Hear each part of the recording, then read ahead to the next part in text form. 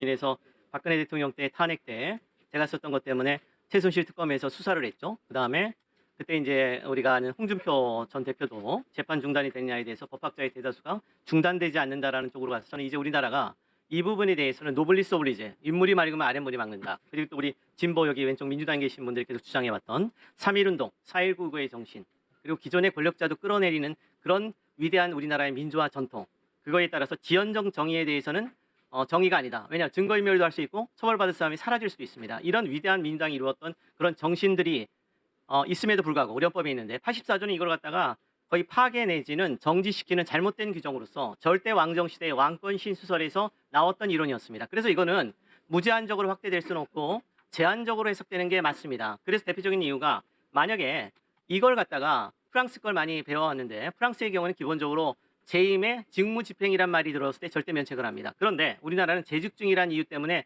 직무집행이라는 말은 빼고 임기 중이면 무조건 처벌이 안 돼서 재임 전에 했던 범죄 행위, 그다음에 재직 중에 문제가 되는 건 살인, 강간, 그다음에 여러 가지 폭력 이런 사건도 대통령이 만약에 저지를 경우에는 우리가 탄핵의 경우에는 직무집행과 관련될 때만 탄핵이 되기 때문에 이렇지 않은 개인적으로 벌어진 범죄에 대해서는 결코 이걸 통제 못하는 그런 문제가 생깁니다. 그래서 이런 건 무제한으로 해석하면 안 되고 제한적으로 해석해야 되고 그런 관점에서 68조 2항을 같이 본다면 기본적으로 68조 2항에 대해서 1항의 거리나 사고에 대해서 우리 헌법의 한계는 게 정말 부끄럽게도 우리 헌법학자들이 그리고 법학 전반적으로 이에 대해서 논의를 하지 않아서 입법화되지 않았습니다. 그래서 거리 사유는 대충 사망, 사임 또는 탄핵 의결 정도로 얘기할 뿐 이거에 대해서 이번에 명문으로 좀 입법화하는 것도 필요한데 그 후단에 보면 당선자의 경우에는 사망, 그다음에 판결 기타의 사유로 인해서라고 해서 당선자의 경우에는 판결 기타의 사유로 임명되기 전에도 대통령직이 상실될 수 있음을 규정합니다. 이건 큰 의미가 있는 게 뭐냐?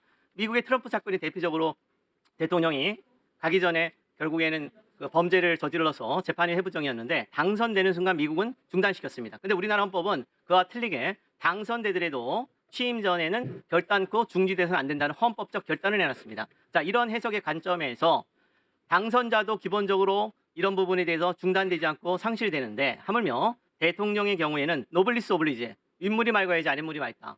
당연히 아니니까 예, 요점만 그런 간략하게 말씀해 주시기 바랍니다. 그래서 거리에도 재판 판결의 경우에 의한 중단되지 않고 상실될 수 있다라고 해석하는 게 맞다고 봅니다. 네. 네. 맞습니다. 했습니다. 제가 한겨레 신문과 MBC 스트레이트를 보시면 했습니다. 보시면 됩니다. 자, 저는 그걸 진보와 보 상관없이 강의가 아닙니다. 그만하시기 바랍니다. 네. 네. 네.